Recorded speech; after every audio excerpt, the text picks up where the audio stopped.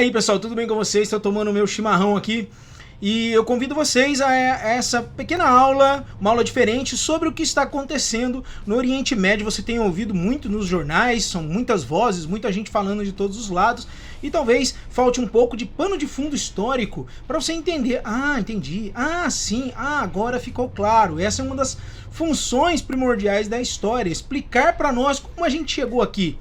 Qual é o fundo, pano de fundo disso aí, né? Para que então nós possamos conseguir chegar a conclusões mais claras sobre o fato, né? Então vem comigo, vamos para nossa aula aí, certo? Isso aí, Israel e Palestina, Palestina e Israel. Vamos dar início com um esclarecimento muito importante. O povo palestino não é representado necessariamente pelo Hamas. E quem faz isso, e agora não importa se você defende o povo palestino ou você é pró-Israel, não importa. Porque se você faz isso, você tende a fazer com que a opinião pública ou as pessoas pensem que todo palestino é como um integrante do Hamas, quando isso não é verdade. E nós vamos ver durante essa aula o como isso pode ser complicado se fizermos uma relação direta e o quanto também pode ser e é importante denunciarmos o Hamas para que o povo palestino possa ser livre. Origens religiosas e regionais. Gente, aqui não importa a sua crença, mas eu quero chamar a atenção para este ponto, ponto religioso. Gente, ignorar este ponto é construir uma casa sem colunas. Por quê? Porque o Hamas, que é um grupo que nós vamos tratar muito aqui, que é um grupo que vai aparecer nessa história muitos anos adiante, ele usa o ponto de vista religioso para angariar a Liga Árabe, para chamar a atenção para as pessoas, para fazer, do ponto de vista religioso, um braço para a guerra. Então, como é que é? Por que ele pensa religiosamente como ele pensa? Por que ele age como age, né? E então, também, evidente, temos que observar o ponto de vista regional. Porque existem interesses religiosos? Sim, mas o ponto de vista da região estratégico, aonde hoje se localiza Israel e Palestina, sempre foi importante perceber, sempre foi importante entender, né? Jerusalém é um dos lugares mais importantes do mundo desde a antiguidade. Vejam vocês aí, nessa ilustração, a Rota de Abraão. Vejam só que ela faz uma ligação da Mesopotâmia até o Egito. Vejam só, são questões também comerciais antigas. Também ao norte, quando você sobe nessa Rota de Abraão, você tem também passagem para quem desejasse ir para a Europa. Então, Jerusalém, essa região, ela é disputada desde sempre, por vários motivos, religioso e comercial. Aí a Rota de Abraão, para ficar mais claro, né? E por que chama a Rota de Abraão? De novo, ponto de vista religioso.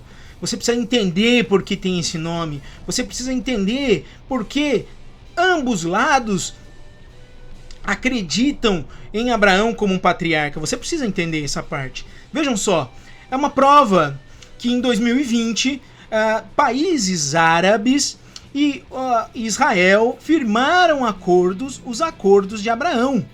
Por quê? Porque é algo que os liga. Aí, se você escuta Abraão e diz, bom, é algo religioso, não vou dar muita atenção, você perde uma base importante para conhecer e entender o povo da região. Então não ignore isso. Não importa as suas crenças nesse momento, você só não pode ignorar fatos. E um fato é que esses dois povos, árabes e judeus, são descendentes de Abraão. Os países árabes que não aceitavam Israel começam a perceber que é interessante fazer negócio com Israel, né? E isso vai enfraquecendo algumas vozes. Vamos dar continuidade. Bom, então, o chamado de Abraão. Vou dar um apanhado rápido para você entender por que a rota chama Rota de Abraão, porque os acordos entre árabes e israelenses chamam Acordo de Abraão. Deus diz para Abraão sair da terra dele, que é na Mesopotâmia, tudo acontece ali, né? No meio da parentela dele, no meio dos parentes dele, e ir para uma terra em que ele vai mostrar, né? Isso Deus diz para Abraão, né? E a promessa de Deus para Abraão é essa: e te farei uma grande nação, e te abençoarei, e te engrandecerei o nome. Se tu uma bênção, você será uma bênção. Abençoarei os que te abençoarem, e amaldiçoarei os que te amaldiçoarem, e em ti serão benditas todas as famílias da terra. Isso foi uma promessa que Deus fez para Abraão. Abraão pegou as coisinhas dele e falou: pô, demorou. Se é tudo isso, demorou, bora lá. Né? Então diz o Senhor: voltarei a você na primavera, e Sara, sua mulher, dará à luz a um filho. Vamos lá. Abraão era casado com uma mulher chamada Sara. A história é muito mais longa do que isso, mas eu vou resumir para você. Abraão e Sara eram velhos e Deus os visita e diz: a sua mulher vai ter um filho. Aí, contra todas as probabilidades, além de velhos, né, Sara não acreditou nessa promessa e riu, né? A partir desse momento, Deus não está preocupado com o riso dela, né? A promessa iria se cumprir em Sara. Beleza. Passado-se algum tempo, vamos ler aqui, ó. Sara escutava a entrada da tenda atrás dele. Abraão e Sara já eram velhos, de idade bem avançada, e Sara já tinha passado da idade de ter filhos. Por isso riu consigo mesma quando pensou: depois de já estar velha e meu senhor já idoso, ainda terei esse prazer de ser mãe? Ela duvidou, né? Beleza. Sara, que aqui está descrita como Sarai, digo que a história é muito longa, né? Depois de muito tempo, a Sara começa a pensar consigo: acho que Deus esqueceu da promessa que fez. Sarai, ou Sara, mulher de Abraão, no caso Abrão está escrito ali, não havia conseguido lhe dar filhos. Tinha, porém, uma serva egípcia chamada Agar.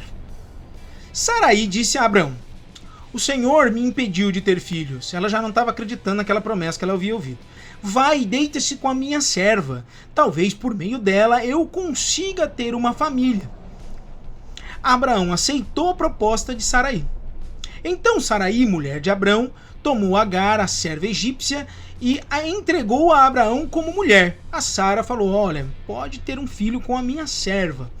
Isso aconteceu 10 anos depois que Abrão havia se estabelecido na terra de Canaã. Abraão teve relações com Agar e ela engravidou. Quando Agar soube que estava grávida, começou a tratar Sara, sua senhora, com desprezo. Pegou mal, ficou ruim, Agar se ensoberbeceu, Sara estava numa situação em desvantagem. Você entende a história? Certo? Vejam só, um ponto que eu quero chamar de novo a atenção. Isso aconteceu 10 anos depois que Abraão havia se estabelecido na terra de Canaã. Veja só, a terra de Canaã está aqui, ó, Jerusalém, né? Betel, Siquém, Hebrom, todas na região onde hoje é Israel ou Palestina. Aí depende do que você vai querer chamar, né? Não estamos aqui para discutir isso ainda.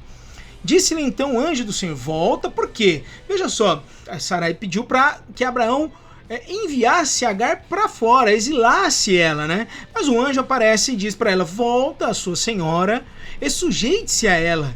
E disse mais o anjo: multiplicarei tanto os seus descendentes que ninguém os poderá contar. Disse-lhe ainda o anjo do Senhor: você está grávida e terá um filho, e lhe dará o nome de Ismael, porque o Senhor a ouviu em seu sofrimento. Ele será um jumento selvagem, sua mão será contra todos, e a mão de todos contra ele, e ele viverá em hostilidade contra todos os seus irmãos. É isso que o anjo fala para Agar: Agar, você dará à luz um filho. Fica tranquila, esse filho também terá uma geração enorme e o nome dele será Ismael. E esse Ismael é da onde vão surgir os povos árabes. Exatamente. E em Sara vai surgir o povo judeu. Então nós temos o seguinte quadro: depois Deus cumpre a promessa e Sara dá à luz a um filho e se chama Isaac. E Isaac porque ela riu, né? Que é sorrir, que é rir. Então, Agar tem um filho com Abraão e esse filho se chama Ismael. Sara, sua mulher, depois dá à luz a um filho e chama-o de Isaac. Então tá aqui a esposa Sara, a serva é Agar, e os filhos da serva chama Ismael e o filho da esposa chama-se Isaac. né? Aqui começa dois povos segundo os escritos bíblicos e muçulmanos. Importante dizer isso. Os dois lados creem nessa forma. Então tá aqui um esqueminha para você: Abrão, Agar, a serva, Ismael, Sara e Isaac. Isaac e Sara se estabelecem na terra de Canaã. E aí o que acontece? Abraão exila Agar com o menino. E ela vai, segundo relatos das escrituras, tanto judaico-cristãs quanto muçulmanas, para o deserto de Parã, Arábia Saudita. Então, ó, percebam, aqui nós temos uma divisão. Um povo vai ser originário da Península Arábica, da Arábia Saudita, e o outro povo da terra de Canaã. E este é um ponto que os muçulmanos não discutem.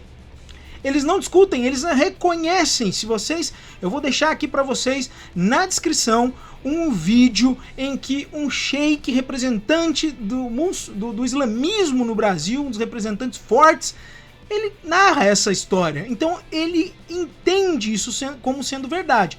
Não há discutido que Sara e Isaac ficaram em Canaã, terra onde hoje é Israel, Palestina, e Agar e Ismael foram para o deserto de Parã. Então veja a diferença aí, temos um mapa. Ismael e Agar, eles vão se estabelecer ali ao deserto de Parã, né? Enquanto lá em cima ficam Sara e Isaac. Então veja só a distância, aqui é o deserto da Arábia, Península do Sinai, é aqui. Aqui os povos, tradicionalmente pela via religiosa, se distanciam, né? Aqui eles acabam seguindo caminhos diferentes. De novo, aqui esse mapa muito legal, aqui essa foto aqui, tá vendo? Jerusalém, região de Canaã, Sara e Isaac. Aqui embaixo, deserto de Parã, Agar e Ismael. Tá aqui o Mar Vermelho, o Rio Nilo. Essa foto aqui é bem legal, né? Beleza. De Ismael vão surgir os povos árabes. Agora, se você não crê nesse ponto religioso, como eu disse, não importa. Porque quando você olha para a realidade de onde os povos árabes se desenvolveram, você percebe que eles pegam a Arábia Saudita e norte da África, né? Cientificamente, teologicamente ou na base da crença, aconteceu assim, né? Lá em Canaã ficaram Sara e Isaac, e na região mais ao norte se estabeleceram os ismaelitas, né? Um povo originário de Ismael, filho também de Abraão. Entendeu agora os acordos de Abraão? Exatamente.